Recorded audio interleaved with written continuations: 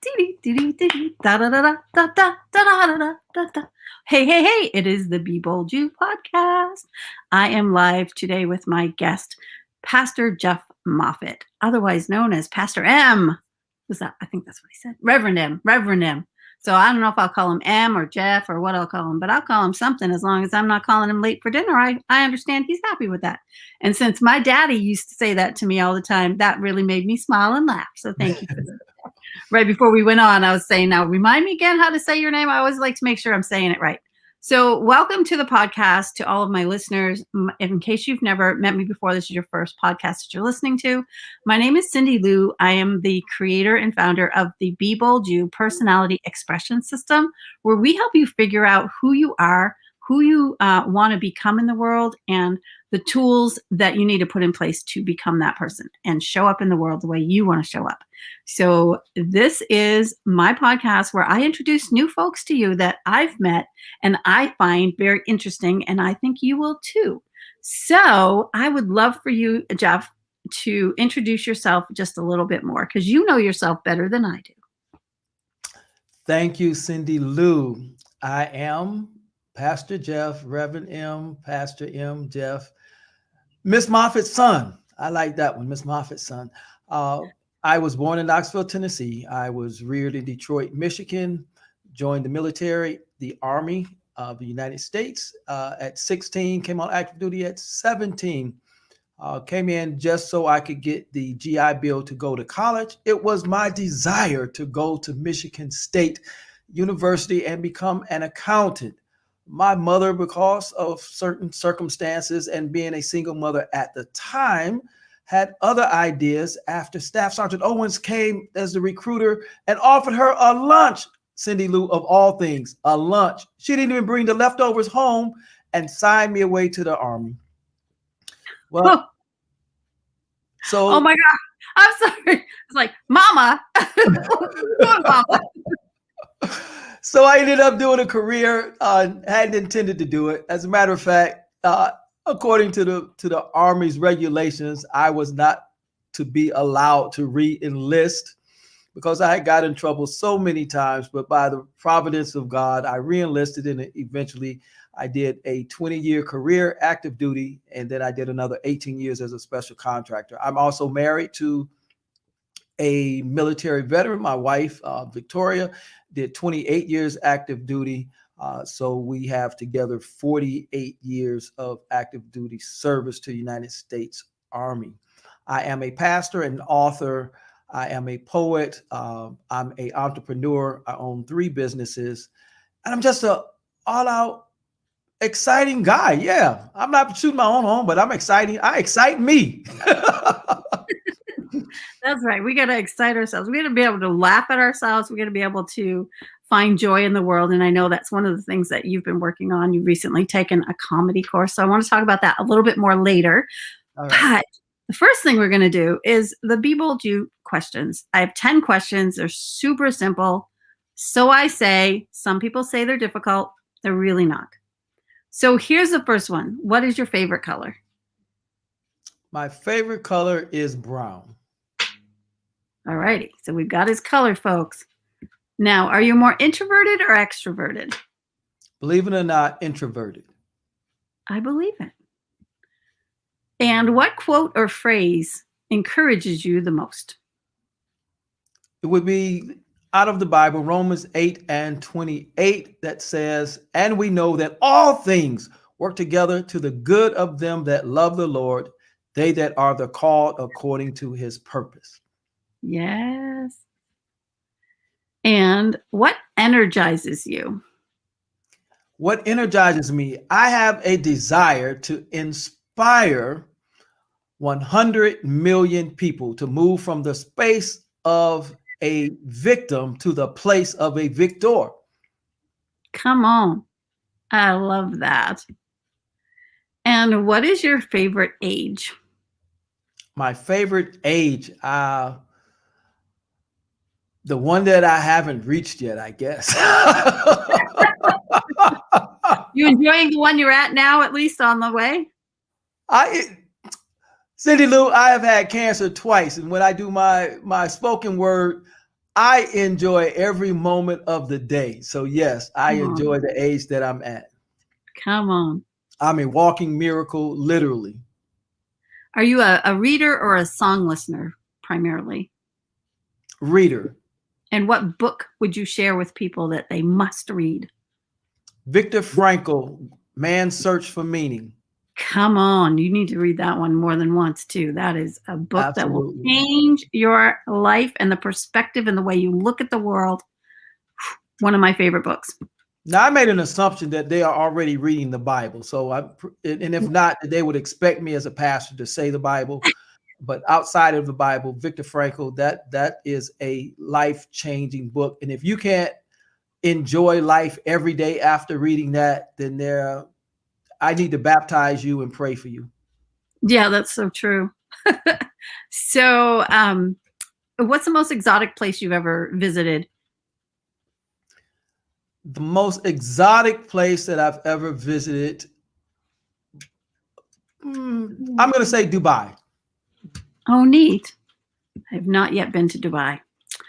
Do you create to live or live to create? Both. That's my answer too. And who's been the greatest influence on you? They can be dead or alive. That's a tough one. I'm going to have to go with this one to the Bible, the life of Christ. And what one word describes you best?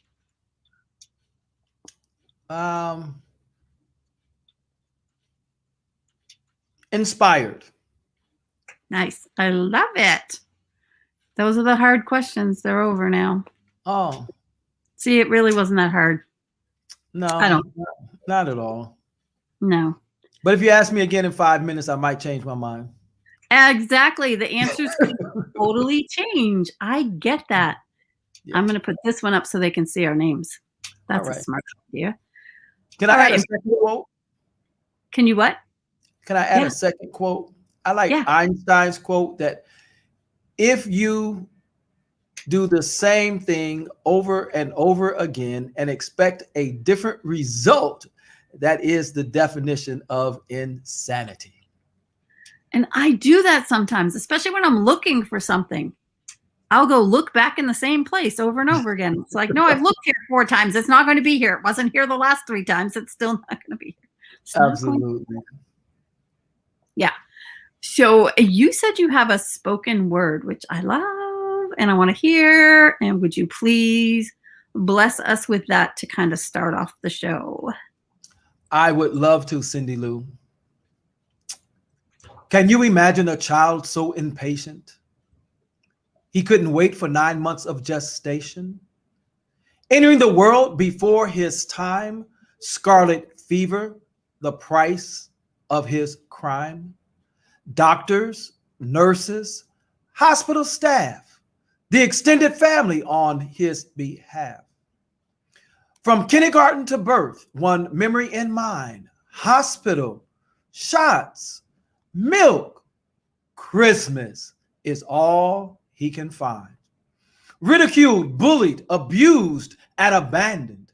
9th grade never completed, yet there's a master's on his mantle. Army, the path to a better education. He never expected the crossroads of molestation. God and church, the drugs of his choice, witchcraft and marriage, abused, divorced, love and lies, happiness denied, cancer, surprise, yet, yes, he is alive. 9 to 5, laid off, goodbye, too proud to quit, men don't cry. Off to the war, the answers came, support his family, God's word proclaim. DNA in the shadow, cancer at the door. Not again, God, haven't we been here before? Life in the balance, how much can one take?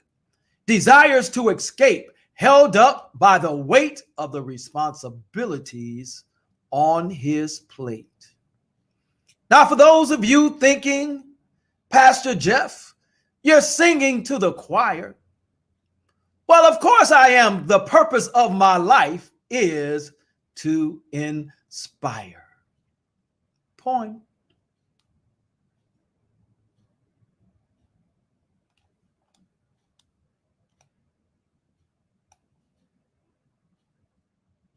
I So can't that's hear you, your life. Cindy. Oh, That's your now I life. can hear you.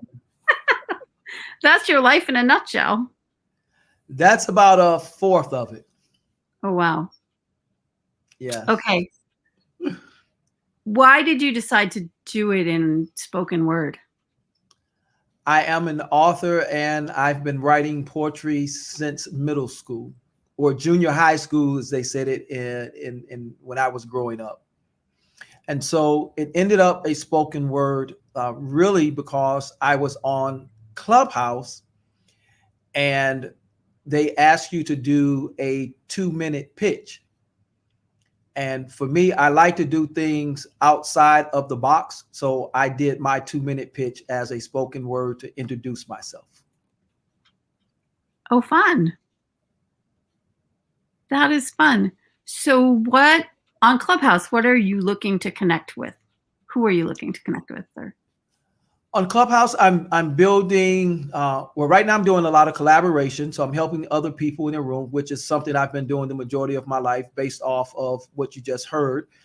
So I'm in a empath, and so part of what inspires me and motivates me is to help inspire and bring joy to other people. I also have a desire to become a paid inspirational speaker, and I've put my niche down to women of domestic violence. Okay. So as an empath working with that demographic, how do you find that? Well, you see, God has a sense of humor, Cyndilu. And he had to do this for me to pick it up, because normally I probably would have done it either to male victims of cancer or male victims of molestation.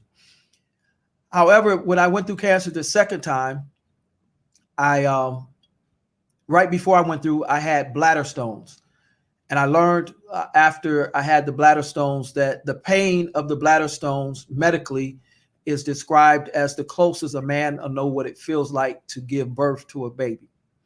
Well, I thought God had a sense of humor, and I asked him, why did I need to know what it felt like to have a baby since I was not a woman? Well, he answered that near the end, after I did my radiation, I had to have hormone treatments. And so when I had hormone treatments, the side effects of the hormone treatments were hot flashes. So I had hot flashes for a year. So I figured that was a sign that I need to talk to women. Oh, that's great. You've experienced the hot flashes, therefore. Yes, yes. And my wife laughed at me at the first one. I didn't find that funny. No?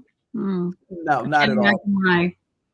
Yeah. And I've seen those videos where, they put the birthing bands on the husband and make him feel what the contractions feel like. And they usually stop at about level 3 or 4 out of 10. Right. Usually by then the men are saying, no, I can't do it. Stop. I'm done. And so it's very interesting how pain is felt differently by all of us. Yes, yes. So I just took that as a sign of that's where he wanted me to be. And I mean, think about it. What other reason would I have to know what or semblance of the pain of a woman having childbirth, as well as what hot flashes are about, unless he wanted to have an empathetic heart for ladies? Yeah. So how do you work with them? Like, what is it that you offer? Is it a service? Is it I'll pray with you? Is it, I'll help you get out? I mean, yeah, I've actually put together a resource that I call Breakout.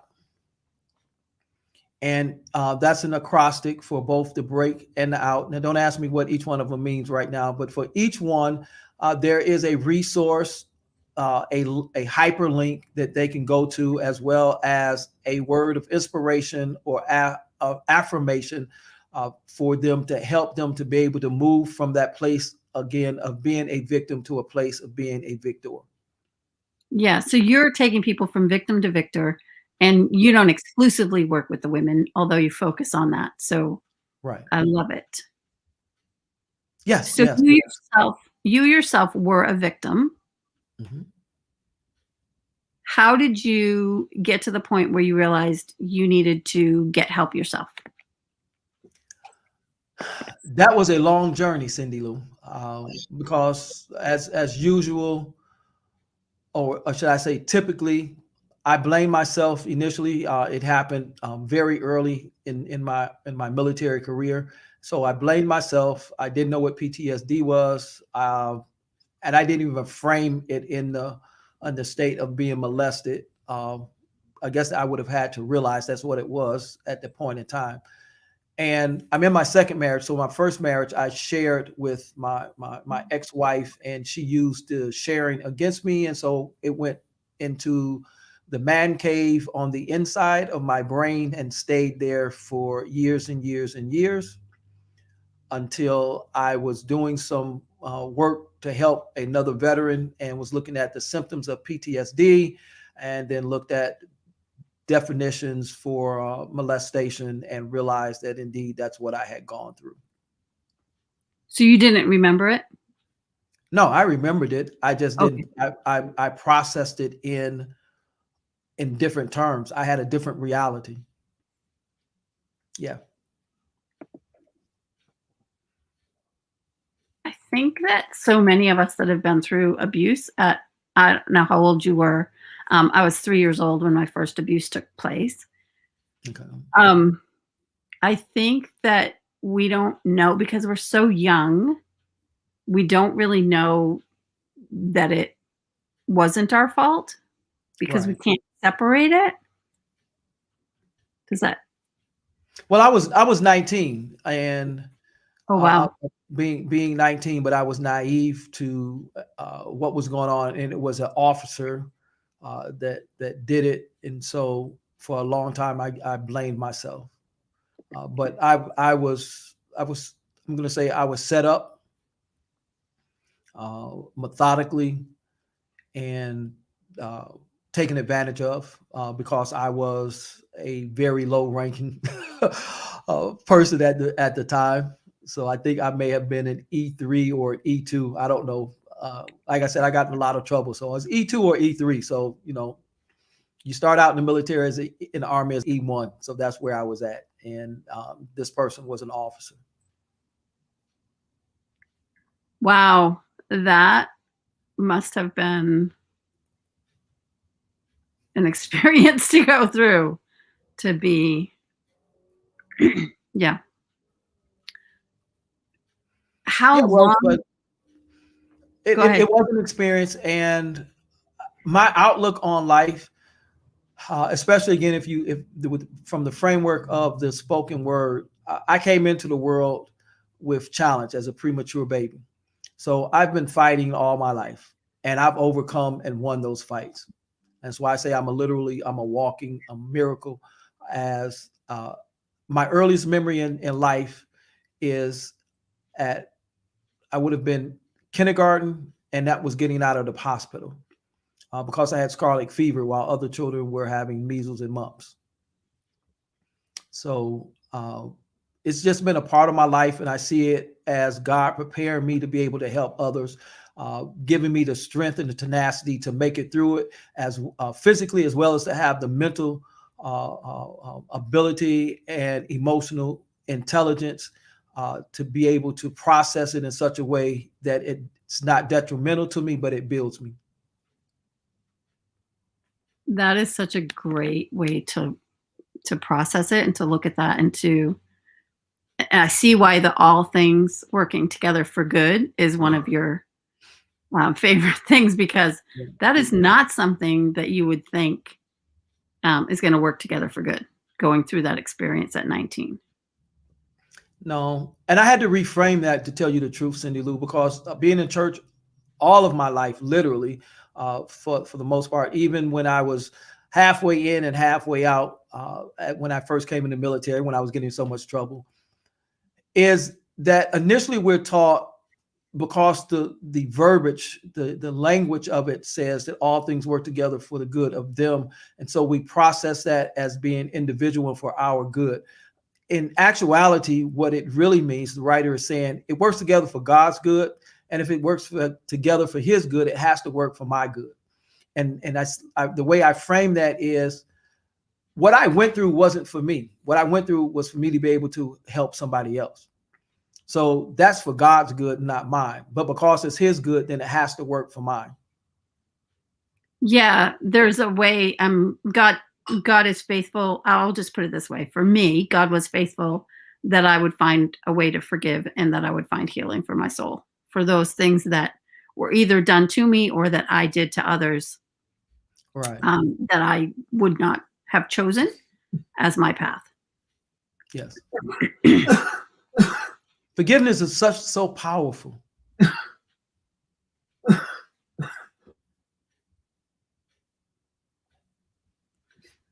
Mr. Miller is coughing.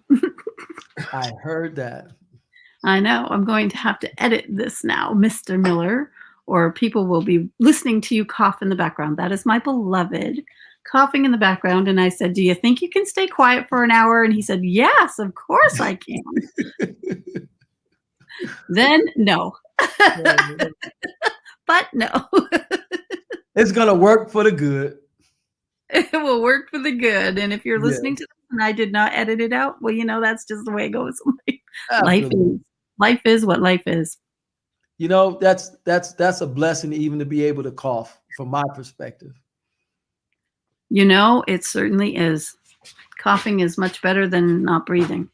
Absolutely. Because if you're coughing, it means you still are able to pass air through the airstream. Yes, yes. So I was saying that forgiveness is a very powerful thing. Yes.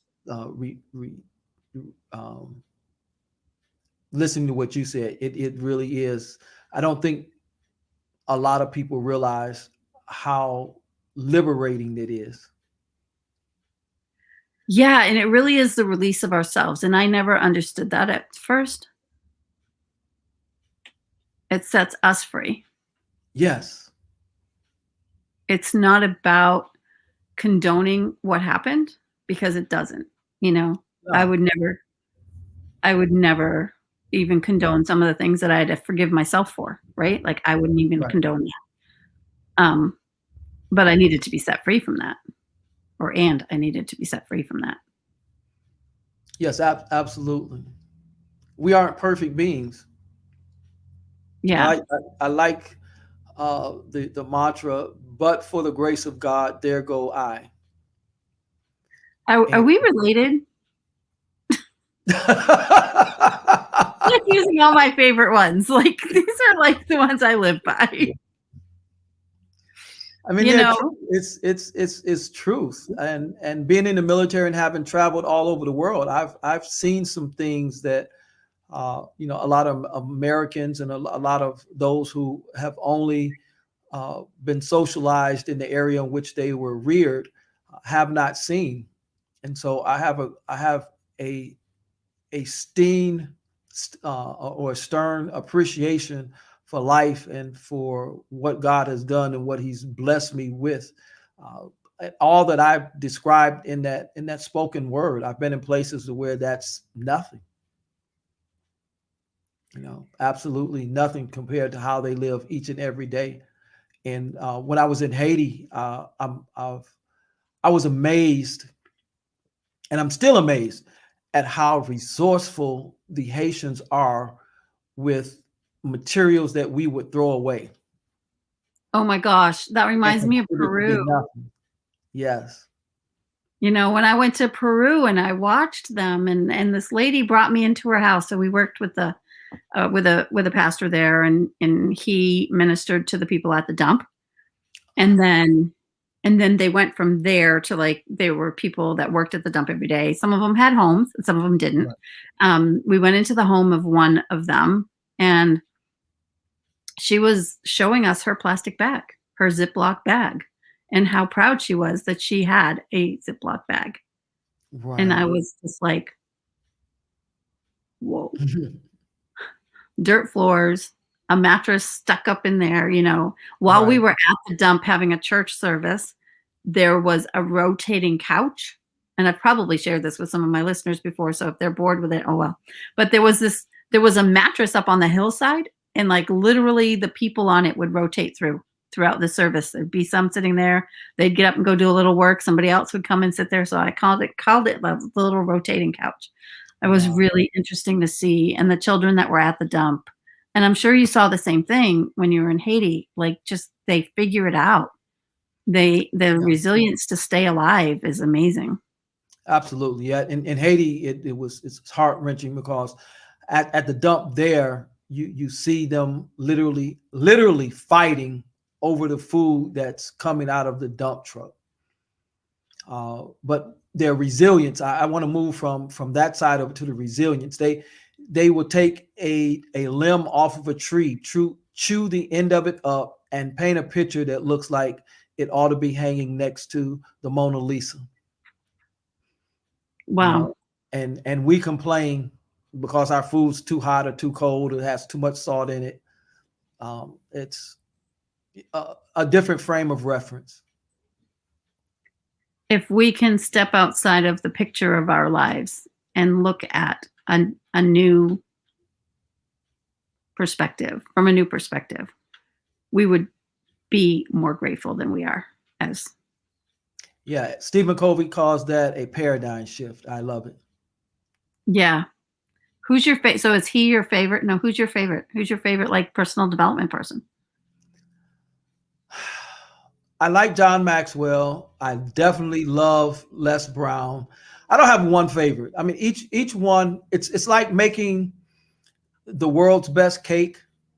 You have to take a little bit of this, a little bit of that, and put it all together, and then you come up with the world's best cake. You just can't take one ingredient. So Miles Monroe, Les Brown, Zig Ziglar.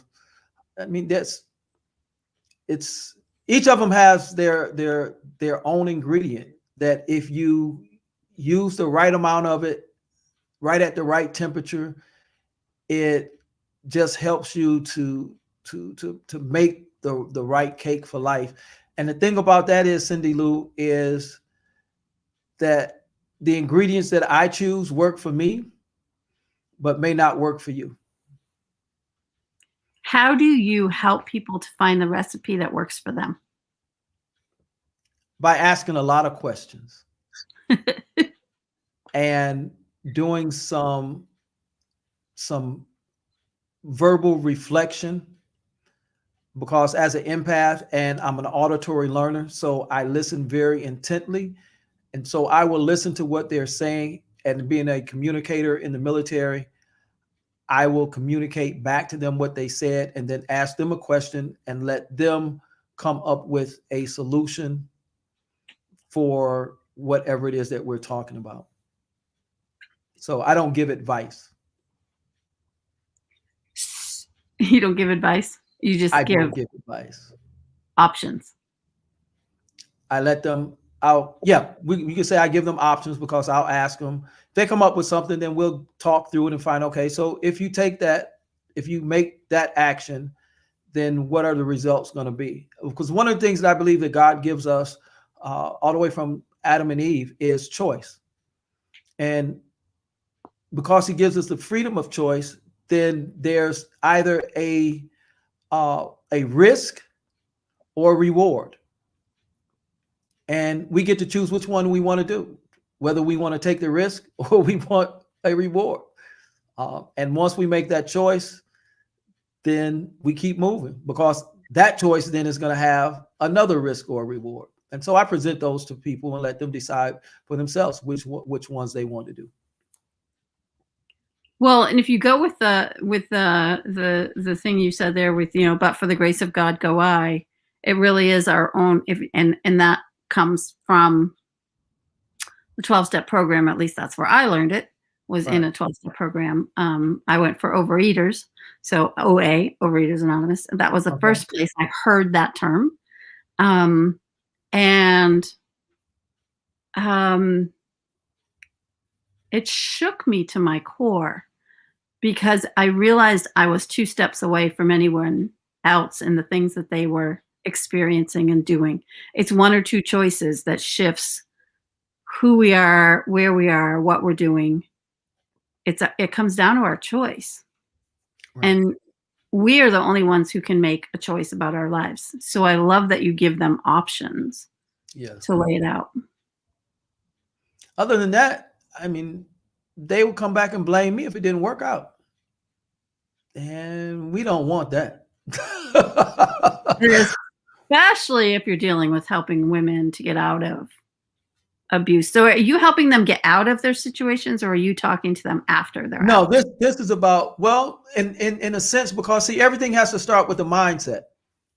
And I've learned that. So everything is a mindset. I have a successful uh, um, property investment business, but it didn't start out. It didn't start out that way, and it was slow starting because of my mindset. I had a desire to do it, but my mindset said that I couldn't do it, so I didn't try to do it.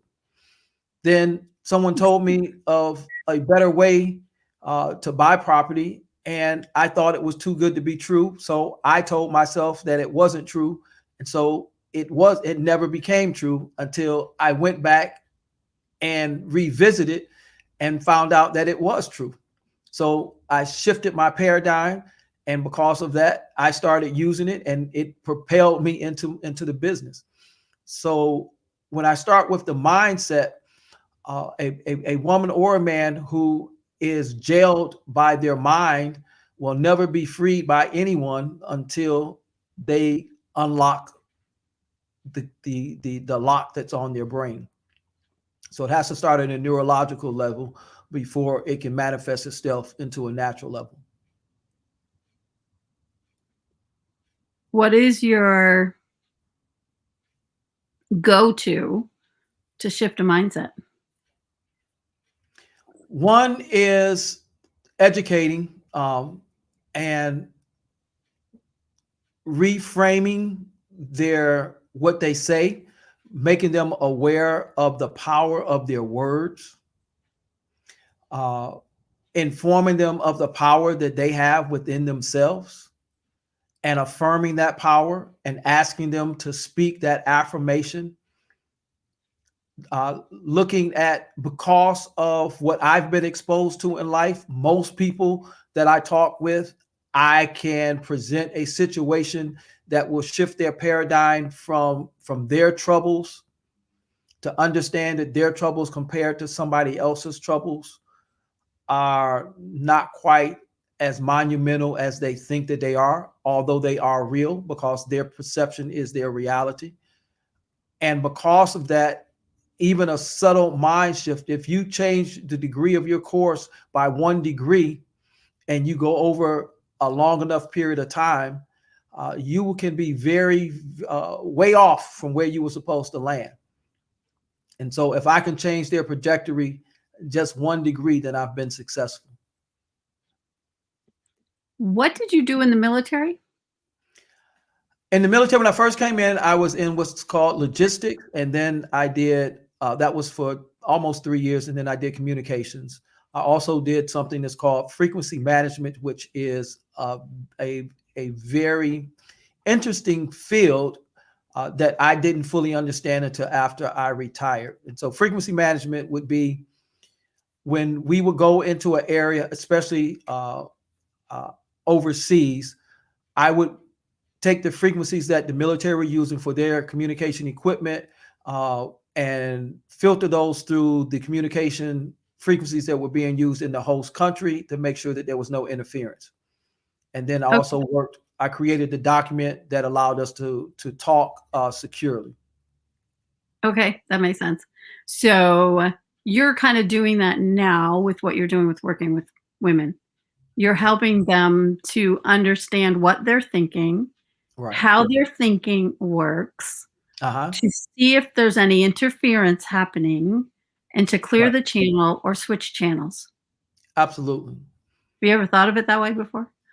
Yes, because like I say, after retiring, I realize now everything in life, whether we accept it or not, we could say gravity is not gravity. It doesn't change that gravity is gravity. So just because we deny it doesn't change the fact of it or the truth. So when we think about it, everything in life is energy, frequencies, and vibration. Everything. What Yep. we call sound is vibration. What we call touch is really vibration. Light is frequency. Sound is frequency. And there are spectrums for those frequencies. You have low frequencies and you have high frequencies. Those who consider themselves to be victims are operating on low frequencies.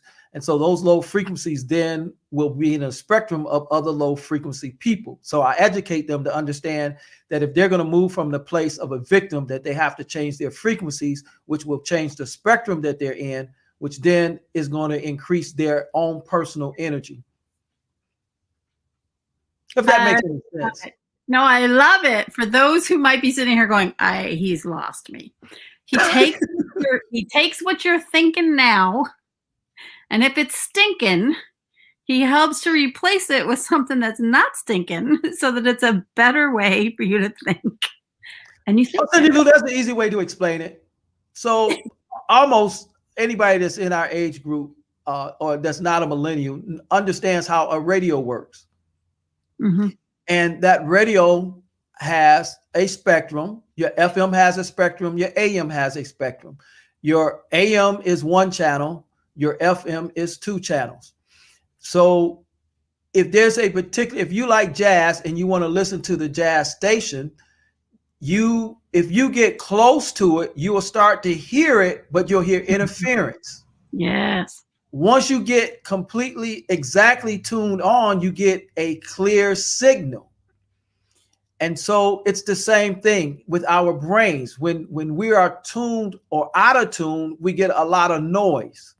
However, whatever station that we are tuned, our brain is tuned into, other people who are tuned into the same channel are the people who resonate with us and who we attract.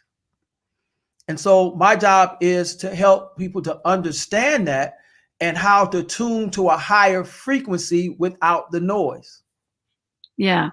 So they can choose a different channel. Like if they've been hearing the victim channel forever, there's a victor channel, there's a different channel, there's a different language that you're going to use. There's a different way of processing and thinking. And if you can tune into that newer way, that shift, make that shift over there, then you're going to shift your whole life. Right. When we were born, we had no ambitions. We had no fears. We didn't know what fear was. We didn't know what color was. We didn't know what race was. We were born with our brains tuned into a high frequency. There was no limitations. It's all the spectrums that bombarded us and the frequency that bombarded us as we grew up that then shaped what spectrum we stayed in.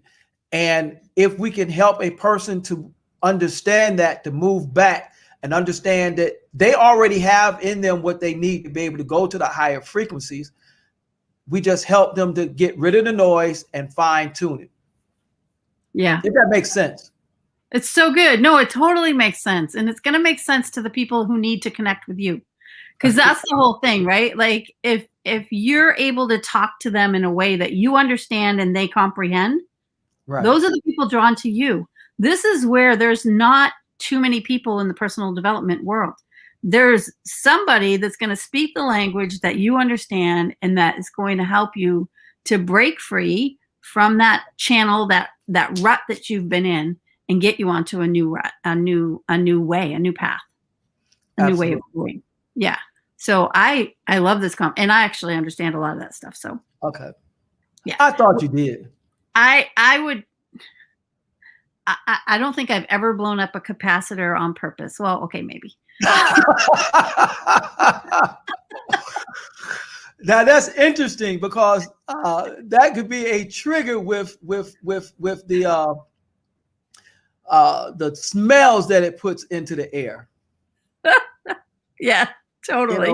I think that's the smell is more interesting than the capacitor being put out of shape. Yes. So the I folks used are to hang out. calling us. There's some people probably listening saying, "Those are two nuts right there." What are they even talking about? There are people listening to this right now going, I don't even know what a capacitor is. It's okay. Yeah. It's inside a radio. They've got them in there. And the great thing to me, Cindy, is that talking to someone like you and me, we actually have within our brains something that's similar to that capacitor. So, I mean, I can talk about that and show them how, well, you've got something similar to a capacitor, but it's much greater than the capacitor. Yeah. And explain to them how it works. So I wasn't expecting all of this. I'm enjoying myself. I know. I try to tell people, look, it's a conversation. I want to get to know you. And they're just like, but they end up at the end going, well, that was fun. It's like, yeah, I'm just getting to know you. It's like not your normal. I can't even. And so I don't know how to tell people ahead of time, like what I do. I just do it because it's fun for me. It's a joy to get to know people. It's a joy to introduce you to the world in a way that probably no other podcast will ever do. Like it's just who you are. And for you, it took me a minute to find out like, where's his like, and as soon as you said that about the military and what you did, I'm like, aha, I found it. Because when you start talking about that, there's something in you that lights up a little bit more. And it's because the understanding of what you're doing actually comes from what you did then. Like you saw that interference. You saw how to fine tune that. You saw how to get rid of it. And then you've taken that and you've translated it to the human brain. And you're doing that to help people now in their everyday life, which is amazing and awesome. I love it. But what's interesting, Cyndilu, is it took me getting on Clubhouse to really start to embrace the language around manifestation, which also has to do with that energy, frequency, and vibration. Even though I understood the frequency portion, I've written on that portion. I've actually used it in sermons and taught Bible study on it, how it relates to God and energy. But I hadn't completely opened my mind up to the ideology of manifestation, and getting on Clubhouse caused me to see it in a completely different realm. Yeah. And realize that regardless to how anybody uses it, that based off of my belief in the God of Abraham, Isaac, and Jacob, that indeed what God did in the beginning was he had a thought, he spoke that thought, and then it manifested itself. Point blank. It's the creative mind. It's what we do. It's how we create. Like manifestation is just creation. It's creativity in action. Yeah, but there's, like popsicles. There's so many different flavors. Yes. And when people talk about it, you don't know where their flavor is. But for me, it doesn't matter where their flavor is, because I know what flavor I'm at, and I know what I mean when I say it. And for me, there's no magic. People have asked, Rev, some people call me doctor on there. Some people call me Pastor Jeff. Some call me Rev. But they'll ask me, what's your superpower? I'll tell them the Holy Spirit. Literally, that's my superpower. The Holy Spirit is my superpower. That's it. Yeah. Yeah. I think I had my congregation maybe wondering who they had for a pastor when I told them that I preached a sermon called Invasion of the Body Snatchers. And I said that, we have an alien that lives inside of us. Oh, so of course that again was the Holy Spirit, which is that would have got them going. Oh, yes. So that's kind of how, my thought pattern, things that are true that we just don't pay attention to. Yeah. Life sends us curveballs sometimes, and learning how to navigate our way to get a home run out of that no matter how it came at us, no matter how, it arrived. You can still hit a home run if you know where to place the bat on the ball, right? Like, Absolutely. and if you make a connection. And so you've got that same thing where the intention is here, the ball's coming there, the bat's here, and you've got to line them up and they've got to connect. So making these connections happen in our brain is the only way that we're going to shift from that victim to victor. Yes, I like that analogy. But for me, even I would go back as the first goal is to connect the bat with the ball. And if I don't, the first time I don't do it, I have to keep going back till it connects. And if it hits I hit a foul ball, at least I hit it. So that's a victory. And I keep going and hitting it until eventually I get on first base. And the more I go, I keep going until I come in home. And I may not have to hit the home run. I may just have to get on first base, and then Cyndilu comes in. She gets me on the second. Then somebody else comes in, they get me on third, and then somebody else comes in. And this is the crazy part. That person can get out, but drive me in home. Is it life? I know. Is it life one? Yeah, they could get out. Life is a team sport. When we all work together, we win as a team. Yes. Life is a team sport.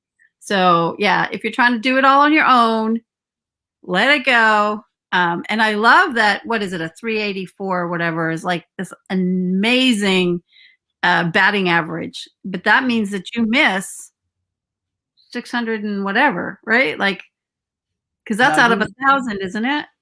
You're out of my ballpark now. So I won't sit here and pretend I do not know. I do not know. I'm not a sports person. I like to play basketball and was pretty decent at it, but I do not know baseball. And that's crazy because I only lived 3.5 blocks from Willie Horton of the Detroit Tigers. Nice. But I'm just not a baseball person.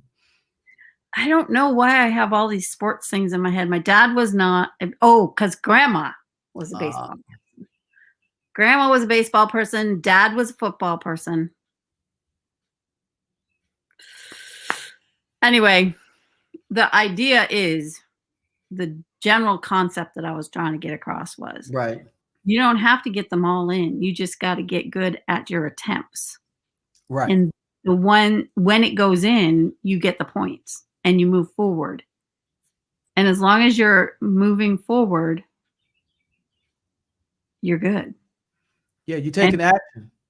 To move forward, you got to practice. So it doesn't mean that you're necessarily going to be moving at all times.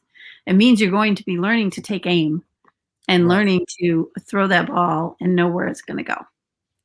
I don't know how we got onto basketball, but anyway, my brain went there. But it's still a good analogy. I like it. We were doing the frequency analogies, and then we went into the baseball analogy. And if you come up, I'm pretty sure I'm pretty quick on linguistics. So I'll come up wherever you go. I'll follow. Where you go, I will follow. I don't have anywhere left to go. Okay. So, except that you wrote a book and it's on Amazon, and you also have a journal, a prayer journal, and a devotional. So the devotional, did you write that first and then put the journal out later? Absolutely. Yes, that's what we did. And it's a interesting story because I'm literally writing, I think, 5 books, and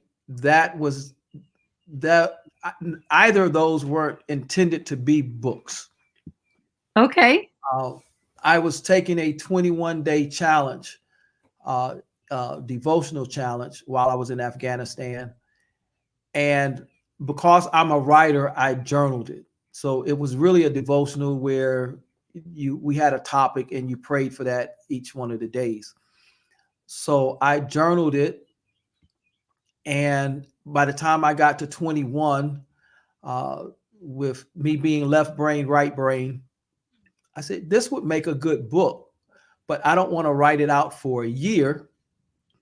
So I'll do 31 days and write it in such a way that you can repeat it every 30 days. So I did 31. So for leap years and months and only have 30 days that you could just go to whatever it is and then start over. And you would literally never pray the same prayer. I love it. And then I decided that if I journaled, someone else may want to journal. So we did the journal, one, to build faith, because what the journal has in it is you not only journal what your prayer was, but you go back and you list the date that the prayer was answered. So when you're having a difficult time, you can go back and look and say, I prayed this prayer on this date. God answered it on this date. And then you can go and look again and say, I prayed this prayer on this date and God answered it. And so that builds your faith. So there are the books. And if you want to get them, you should go to Amazon and look him up. We will put the link here. It'll be a really long one. So I'll get a better link later. All right. There also, are you looking at the American or the UK? This is probably the American. There is a UK version. Okay. Amazon on UK, so you won't have, I think the shipping will be less. I have no idea what the shipping is from the UK. I have not checked. Okay.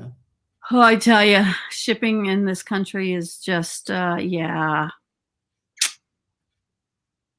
It's interesting. And thank you for doing that. Thank you. Yeah, for sure. Absolutely. And I wanted to make sure that if people wanted to catch up with you, you'd given me a few different links. And what I'm actually going to put here on the screen is the link for your tap link, your social tap. Yeah, because that would be great. Everything's in there. If they click on that link, that will take them. They'll be able to find the book. They'll be able to. So I don't even need to put anything in but that. That's how I got to the book. So you'll be able to find the book. You can buy Pastor Jeff a cup of coffee. 10 steps to maximize your relationship or marriage. What is that one? That is a good that is a good resource. That's similar to the breakout for the domestic violence. And it's 10 steps that even if you're not married and not in a relationship, that you can use the resources for yourself. And so you're going to find out some things like your personality type. What is your love language? What is your apology language? It's a dynamite link. And if you go through all 10 of the resources, you're going to come out knowing yourself like you never knew yourself before. If you're in a relationship, your partner will come out knowing themselves. And you also have tools now to work with each other with this newfound information. So it's some things that I learned, and it's not just me. You have hyperlinks that will go to, like, one of the resources is Gary Chapman's 5 love languages. Another one is his apology languages. One, I think, may be the VARC not personality, but modality test. So you know what's your modality of learning. One is either the Myers-Briggs or something similar to the Myers-Briggs personality test. So that's what that one is. But if a person goes through all 10 of those, they're going to learn an awful lot about themselves that they didn't know. So basically a self-awareness journey by using all these different resources. Absolutely. That will help them figure out. Okay, awesome. Love that. I laid out the map. Right up the alley with beBOLDyou and what we do there. You know, it's all things personalities, and we look at all of the different assessments, whether that is personality assessments, learning assessments, or whatever we have. And I don't have my book right here. I'm supposed to have my book here so I can show it. So I'm sponsored by the beBOLDyou book, Becoming Bold You book. And I cleaned my space yesterday and I can't find a thing. That's why. Why is it that we clean our spaces and everything disappears? I don't clean my space. That's why you don't clean your space. I love it. That's I'll why I never don't. clean my space. Don't you hate when those organized OCD people want to tell you that you need to have everything all tidied up? Yeah. I'm Then like, no. And then they want to say, well, your desk is scattered, then your brain is scattered. Well, I can't help it that I'm a genius. Right. That's right. That's right. It means it's a creative mind. Guess what? I found it. All right.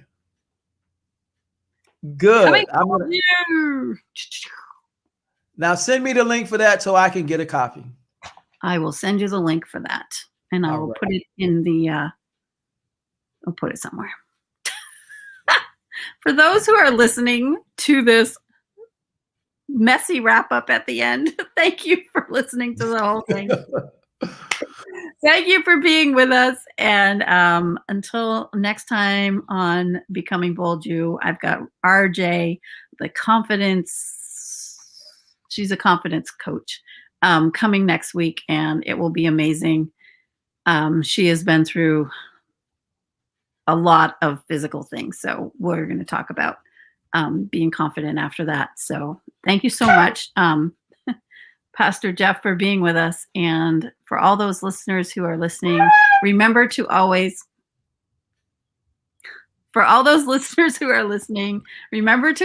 live your life out loud and be bold you.